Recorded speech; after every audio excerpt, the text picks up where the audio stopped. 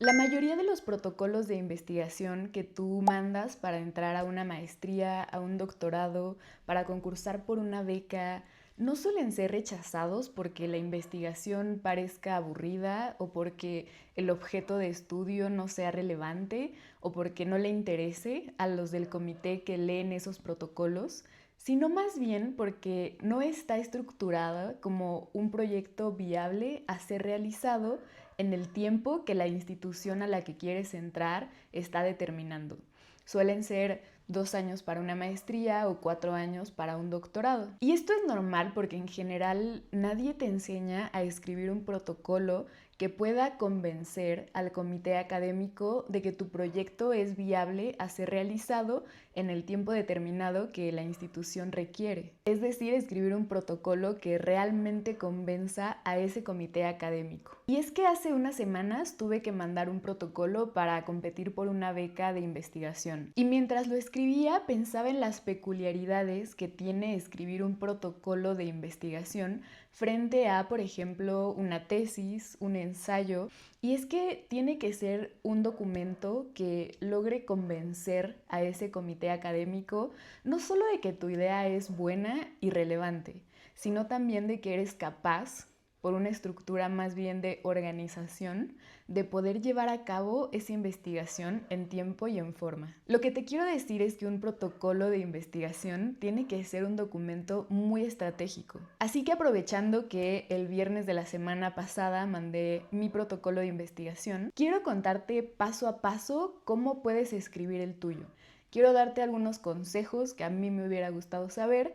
Incluso voy a dejarte al final una plantilla para que tú puedas tener muy claros los pasos, digamos, que tienes que seguir o los apartados que suelen ir en un protocolo de investigación. Voy a darte una guía realista y paso a paso usando de ejemplo el protocolo que yo acabo de enviar. Y algo que tienes que empezar sabiendo de forma muy clara es que este protocolo no es para nada un borrador de tu tesis. No es tampoco un resumen largo de lo que quieres investigar o de lo que ya has investigado, ni es ponerte a citar todos los libros y todas las investigaciones que ya conoces acerca de tu tema. Un protocolo de investigación es un documento académico en el que tienes que demostrar tres cosas: que tu proyecto tiene calidad y claridad intelectual, que es metodológicamente viable hacerlo y que puedes terminarlo en el tiempo y en la forma que la institución lo requiere. Básicamente eso es lo que te va a evaluar el comité académico. Más importante que tu tema de investigación, que lo estás eligiendo por algo, es relevante por algo,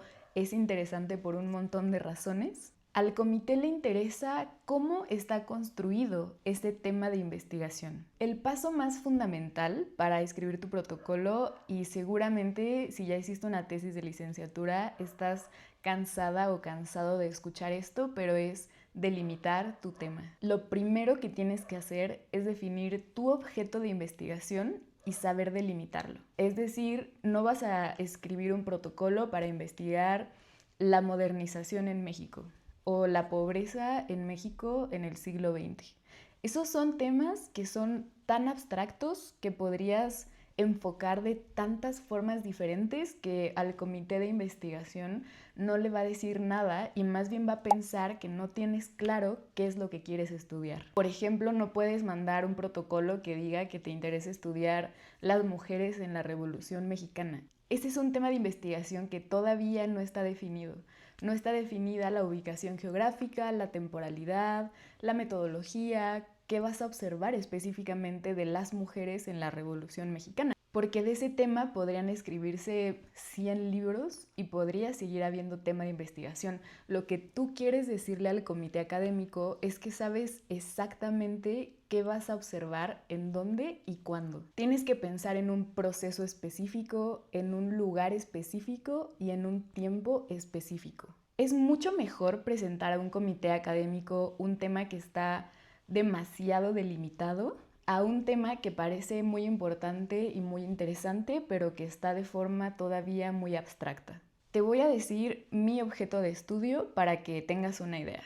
Yo estudio el proceso de unificación horaria en la Ciudad de México entre 1902 y 1922. Es decir, mi objeto de estudio sería el proceso de unificación horaria, el lugar geográfico sería en la Ciudad de México y la delimitación temporal sería entre 1902 y 1922. Seguramente si tú estudias una ciencia social o alguna humanidad, este formato de plantear tu objeto de estudio te va a ser muy útil. Porque esto lo que le va a decir al comité es que ya sabes qué tema estudias, en qué periodo lo estudias y en qué lugar geográfico lo vas a estudiar. Piensa que si todavía no puedes explicar tu objeto de estudio en una sola oración que sea muy clara y sin dar vueltas, probablemente todavía no está lo suficientemente delimitado. Por ejemplo, yo en mi tesis de licenciatura trabajé un tema meramente teórico. Para delimitar un tema teórico puedes usar otras herramientas porque no vas a hacerlo, por ejemplo, en un lugar geográfico específicamente. Ahí lo que yo te aconsejaría es que te apegues, por ejemplo, a un concepto de algún autor en alguna obra. Por ejemplo, el concepto de ideología en Marx en la obra de La ideología alemana. Es decir, lo que quieres hacer es cerrar mucho el campo de estudio al que te vas a dedicar porque tienes realmente poco tiempo para hacer esa investigación. Porque uno de los mayores errores que solemos hacer cuando estamos comenzando a escribir protocolos de investigación es plantear que vamos a estudiar temas que son súper interesantes, pero muy complejos y que abarcan demasiado. Yo me acuerdo cuando entré a mis primeros seminarios de investigación en la universidad que el profesor me decía, el protocolo está muy bien, pero esa es una tarea para estudiar toda una vida. Es decir, planteamos protocolos de investigación demasiado ambiciosos que no va a ser posible hacerlos en 2 años. Lo que quieres hacer es lograr convencer al comité académico de que tienes tan claro lo que vas a estudiar que no te vas a perder y vas a poder terminar en tiempo y forma. Eso es realmente lo que más les interesa. Ahora, una vez que logras delimitar tu objeto de estudio, que es de las partes más complicadas, lo demás se pone un poco más sencillo. Lo siguiente es hacer tu planteamiento del problema. ¿Y esto qué es? Es poner en contexto al comité académico acerca, por ejemplo, de qué se ha dicho brevemente sobre tu tema, porque vas a tener otro lugar que es el estado de la cuestión para hablar de esto de forma más extensa. Pero bueno, vas a querer contarles más o menos de qué trata la unificación horaria en mi caso. Si ellos leen la unificación horaria en la Ciudad de México, a lo mejor no les dice nada. Y en el planteamiento del problema, lo que yo tengo que hacer es comunicarles qué es esto de la unificación horaria. Pero en lo que muchos fallan al escribir esta parte es que este planteamiento del problema no es solo contarles la historia de tu tema, o de por qué es importante o de por qué lo quieres estudiar. Es identificar ese hueco historiográfico, en mi caso porque estudio historia, o identificar ese lugar que tú vas a estudiar porque no ha sido estudiado. Es decir, tienes que demostrar que existe un problema historiográfico con tu tema. En mi caso, aunque existe muchísima bibliografía histórica sobre la modernización del país, sobre la construcción estatal, sobre infraestructura técnica como el ferrocarril, el telégrafo, hay un montón de bibliografía que va sobre eso. Me doy cuenta de que faltan investigaciones que hablen sobre el proceso de unificación horaria. Yo tengo que convencer al comité académico de que existe un problema que tiene que ser investigado y que no ha sido tratado o no ha sido tratado de la forma en que yo lo voy a tratar. Lo que tienes que hacer es convertir tu objeto de estudio en un problema académico. Tu planteamiento del problema debería responder preguntas como ¿qué no se ha explicado lo suficiente en torno a ese objeto de estudio? ¿Dónde hay un vacío que sea posible investigar? ¿O dónde hay tensión entre investigaciones que ya existen? Porque no se trata solo de que encuentres un tema que nadie ha investigado, sino que incluso en un tema que suele ser bastante investigado haya tensiones o encuentres problemas que puedan ser resueltos con una investigación que tú vas a hacer. Créeme que la clave es aprender a argumentarle al comité académico por qué es relevante tu investigación y por qué debería hacerse. pero más allá de que solo sea un tema de actualidad o sea algo inherentemente relevante, como por ejemplo la pobreza.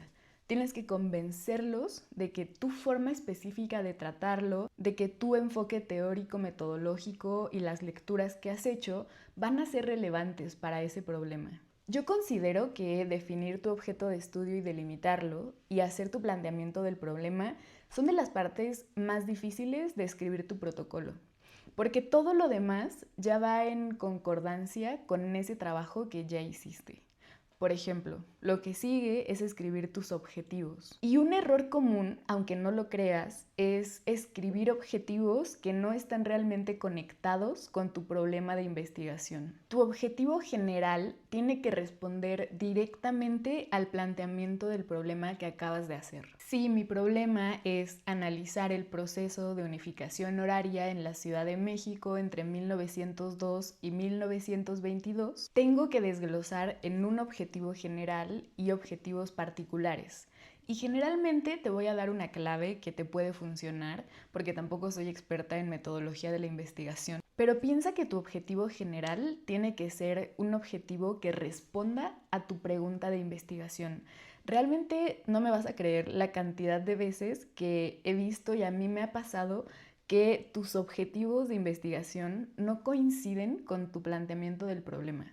Seguramente cuando tomes seminarios de investigación, ya que estés dentro de la maestría, te vas a dar cuenta, pero tener coherencia entre tu planteamiento del problema y tus objetivos, créeme que ya va a ser un gran paso adelante de todos los demás que compitan por esa beca o por entrar a esa maestría. Piensa que tu objetivo general tiene que responder tu planteamiento del problema y tus objetivos específicos son un desglose de los pasos para poder responderla. ¿Qué tienes que hacer para llegar a responder tu pregunta general? Si piensas estos objetivos como una especie de mapa para llegar a tu respuesta que necesitas a partir del planteamiento del problema, esto te va a ir dando como una coherencia y una lógica interna para que demuestres que sí eres capaz de resolver esa pregunta. Piensa incluso que si tus objetivos no se pueden traducir en tus capítulos de la tesis, probablemente todavía no tiene tanta coherencia y tanta solidez. Yo te voy a dejar mis objetivos que escribí de todas formas aquí en la pantalla para que te puedas dar una idea, porque algo que a mí me molestaba un poco cuando buscaba información acerca de cómo hacer el protocolo, cómo definir los objetivos, cómo plantear el problema, es que nunca me lo dejaban con ejemplos. Y creo que uno, cuando está escribiendo este tipo de documentos, lo que quiere saber es cómo lo ha hecho otra persona para poder tomarlo de ejemplo. La metodología es muy importante porque piensa que va a dar como tu propio sello a tu investigación. Es decir, puede haber un montón de personas que estudien historia de la Ciudad de México, pero parte de mi sello es cómo lo estudio. Desde qué autores, desde qué fuentes, fijándome en qué. Piensa que la metodología que vas a usar son una especie de lentes que te vas a poner para ver solo algunas cosas en específico. Si a mí me interesa estudiar la Ciudad de México desde una perspectiva institucional, eso me va a dar la clave para no perderme en la investigación y dedicarme a investigar algunas instituciones, los documentos que generaban estas instituciones, personas que trabajaban en alguna institución, pero no, por ejemplo, ir a investigar comerciantes o mapas de la Ciudad de México, ¿no? Creo que la metodología es importante porque le explica al comité académico desde qué enfoque vas a tratar el problema, qué tipo de fuentes vas a usar, qué tipo de instituciones vas a revisar, qué archivos.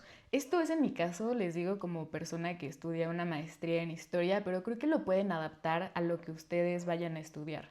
En sociología, por ejemplo, la metodología también te da una pista de qué vas a ir a observar cuando hagas trabajo de campo o qué tipo de bibliografía vas a revisar. Piensa que la metodología también debe abonar a explicarle al comité académico que ya sabes qué tipo de bibliografía vas a usar, qué tipo de personas vas a entrevistar, a qué tipo de lugares vas a ir a buscar fuentes. Todo eso tienes que dejarlo muy claro en la metodología. Muchas veces lo que a mí me pasaba, como me encanta leer teoría social, por ejemplo, o teoría de la historia, me encantaba llenar de teoría estos apartados de metodología, de conceptos, Y ese es un error común porque demuestras lo que sabes, pero lo más importante no solo es demostrar lo mucho que has leído, sino cómo logras conectar esas lecturas con un mapa para hacer tu investigación. Y esta es una parte muy importante porque la metodología demuestra que tienes una viabilidad del proyecto muy real o en dado caso que todavía no la tienes. Un protocolo que no tiene una metodología clara parece solo una buena idea que no se sabe exactamente cómo se va a realizar o incluso si es viable realizarla. Muchas veces, aparte de la metodología, te piden avances de investigación en algunos casos y un cronograma. Estas también son partes muy importantes, pero son más burocráticas, siento yo. Y no es que por ser más burocráticas sean menos importantes, al contrario. En el cronograma también tienes que demostrarle al comité que sabes planear cómo se hace una investigación y yo te recomiendo plantearla más o menos por mes. O sea, tampoco tienes que desglosar tanto, hacerlo semana por semana, sino irlo haciendo, por ejemplo, qué planeas hacer en enero, qué planeas hacer en febrero, en marzo, en abril. Y cuida mucho que tu planeación en un cronograma corresponda a tus objetivos generales y objetivos específicos. Si te puedo dar una clave para escribir tu protocolo, es que busques que todo tenga mucha coherencia. Muchas veces ponemos un objeto de investigación que no tiene tanta coherencia con el planteamiento del problema y un planteamiento del problema que no tiene tanta coherencia con los objetivos o con la metodología, y eso es algo que se va entrenando, es algo en lo que progresivamente vas mejorando, pero yo me acuerdo el protocolo que envié para entrar a la maestría y ahora me parece que está lleno de incoherencias y creo que ese es un gran consejo que te puedo dar. Más allá de querer hacer una investigación o proponer algo muy ambicioso, propon algo que a lo mejor esté más delimitado, pero esté totalmente coherente. Procura que en tu cronograma estén reflejados los procesos de investigación, de recolección de información, ya sea trabajo de campo o entrevista, la redacción e incluso, algo muy importante, las correcciones. Piensa que tu cronograma tiene que coincidir con la estructura de capítulos que quieres que tenga tu tesis. De todas formas, también te voy a dejar aquí un ejemplo de cronograma para que puedas ponerle pausa, verlo con calma y más o menos saber cómo planearlo. Yo lo suelo hacer en Excel y es donde te recomiendo hacerlo. Sé que existen aplicaciones y páginas de internet que te permiten calcular los tiempos por ti. Te las voy a dejar en la descripción porque eso te puede ser muy útil. Tú pones que vas a hacer una tesis, por ejemplo, y le pones las fechas que tienes y te lo planea. Lo que puedes hacer es usar una de estas páginas por internet y luego, bueno, adecuarlo un poco más a tus tiempos y a tus necesidades. El índice es también una de las partes más importantes de tu protocolo. A mí me gusta pensarlo como un mapa, es decir, tienes tu gran tema de investigación y una gran pregunta. Piensa qué tienes que hacer para llegar a saber la respuesta. Y este camino de investigación hacia la respuesta, vela como un desarrollo de capítulos. Yo te sugiero que en maestría, por ejemplo, hagas una tesis de 3 capítulos, una especie de introducción, contextualización, luego la problematización y el desarrollo, y luego un capítulo final de respuestas y conclusiones. Esa es una estructura muy sencilla, pero que te puede servir muy bien y ya lo afinas, obviamente, cuando estés en la maestría, pero esto es el protocolo. Entonces, yo te sugiero que hagas 3 capítulos y vayas pensando qué tengo que investigar en cada capítulo para poder llegar a la meta final, que es, digamos, tu respuesta. Es importante que lo veas como un mapa que te va a guiar durante toda la investigación. Y créeme que el índice es de lo que más vas a estar ocupando una vez que hagas tu tesis. Va a ser una guía que va a evitar que te pierdas investigando por otros caminos que a lo mejor también van a ser interesantes, pero por los que no te quieres meter por ahora.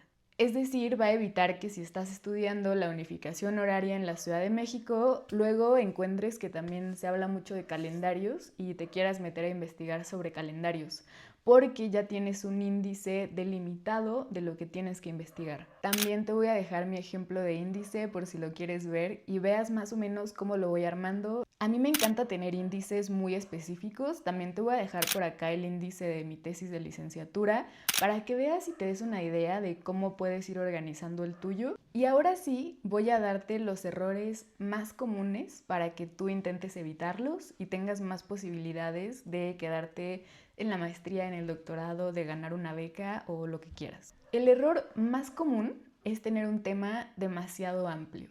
Es decir, volvemos a lo mismo, no saber delimitar tu tema. Yo estoy muy convencida de que la mayoría de mis compañeros y yo que logramos entrar a la maestría fue porque teníamos muy bien ubicado qué tema queríamos investigar. Más allá de que todos los temas fueran o sean súper relevantes o indispensables de estudiar, se trata de que demuestres que tienes algo delimitado sobre lo que trabajar. Otro error que suele ser muy común es tener un marco teórico o metodológico que solo esté de adorno. Y es un error que te digo que yo cometía frecuentemente, solo ponerme a citar toda la teoría y todos los autores que yo conocía sin realmente conectarlos con los objetivos de mi investigación o con el problema de mi investigación. Lo que tienes que hacer, más que demostrar que tienes muchos conocimientos y toda tu erudición, tienes que saber demostrar que sabes usar esos autores para cosas muy específicas, es decir, para resolver tus objetivos de investigación, para resolver estas preguntas que estás planteando. Y esto pasa al tercer error, que es que tus objetivos no estén relacionados y en coherencia con tu metodología. Esto es otra cosa que te decía, tienes que saber conectar y hacer que cada parte de tu protocolo esté en coherencia con todo lo demás. Yo creo que si logras hacer un protocolo que esté en coherencia con todo lo que está ahí, te podría asegurar que vas a entrar a cualquier maestría o doctorado que quieras. Otro error que creo que es menos grave, pero también es un error, es tener un cronograma demasiado general o demasiado alejado de la realidad. Yo, por ejemplo, te voy a contar que cuando empecé la maestría, hice mi cronograma para acabar la tesis en un año. Y eso fue tal vez un error bastante grande porque justo fue demasiado ambicioso. Y después me di cuenta de que era poco viable. Varios profesores, si no es que todos, me dijeron que tenía que modificarlo porque eso no podía ser así. Entonces tienes que apegarte a los tiempos de tu institución. Si te dan 2 años para terminar la maestría, propone un cronograma de 2 años y haz que sea bastante viable. Básicamente lo que la institución quiere es que tú logres terminar en tiempo y en forma. No quiere que tengas un proyecto que sea súper interesante y súper importante, pero tan ambicioso que no lo puedas terminar en el tiempo que te están dando. Recuerda que escribir un protocolo no es demostrar todo lo que sabes, sino es más bien demostrar que sabes lo que vas a ir a hacer a la maestría. Piensa que si quieres demostrar tus conocimientos vas a tener clases y seminarios y ponencias y todo ese tipo de cosas, y en el protocolo no es el lugar donde tienes que demostrar que eres súper inteligente y súper erudito. Es el lugar donde tienes que demostrar que sabes organizar tus tiempos, que sabes responder unas preguntas de investigación, que sabes delimitar tu tema. Piensa que el protocolo es algo muy operativo. Piensa que hacer tu protocolo es algo muy técnico, es algo muy operativo. Tienes que saber resolver esas cuestiones que se aprenden más de manual que de mucho pensamiento teórico y abstracto. Ahora, como última cosa, quiero compartirte la plantilla que yo usé para escribir este último protocolo que te digo que envié el viernes de la semana pasada. Pero antes quiero aclararte que cada institución o cada convocatoria suele tener su propia forma de hacer el protocolo. Si vas a concursar para entrar a una maestría o algún doctorado, seguramente la institución te va a decir qué cosas tiene que tener el protocolo y tienes que guiarte por lo que te pida la institución. Yo te voy a dejar una plantilla que a lo mejor te va a servir para darte algunas ideas, pero te recomiendo que siempre recurras al protocolo o al formato de protocolo que te da la institución a la que quieres entrar. Cada institución puede tener pequeñas variaciones o puede pedirte cosas diferentes. Por ejemplo, yo que entré a una maestría en historia, me pedía explicar qué tipos de archivo he consultado o qué tipo de archivos voy a consultar.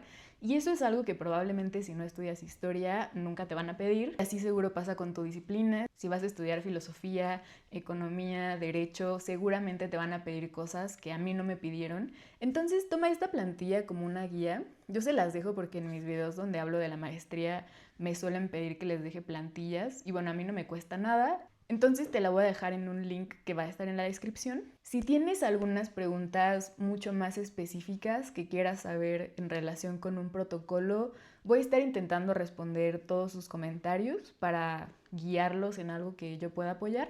Y no te preocupes que si estás intentando entrar a una maestría este año, seguramente lo vas a lograr, solo tienes que darle coherencia a todo lo que estás diciendo en tu protocolo. Yo suelo subir videos acerca de cosas que tienen que ver con mi maestría. Tengo una serie de unos 4 o 5 videos que tienen que ver con cómo entré a la maestría y cómo obtuve la beca para estudiar de tiempo completo. Así que si eso te interesa, te voy a dejar por algún lugar de aquí la lista de reproducción para que puedas ir a verla. A lo mejor te sirve. Tengo un video reciente hablando súper a detalle de cómo hice toda la convocatoria para entrar a la maestría. Si tienes alguna duda en general, seguramente ese video te puede resolver las dudas que tengas. A mí me ayudas muchísimo si le das me gusta a este video o te suscribes. Eso a mí me motiva y me ayuda a seguirles compartiendo este tipo de cosas que a mí me hubiera gustado saber cuando concursé para entrar a la maestría. Espero de verdad que este video te sirva muchísimo para escribir tu protocolo de investigación y entres a la maestría que quieras o al doctorado que quieras o te ganes la beca que quieras. Yo siempre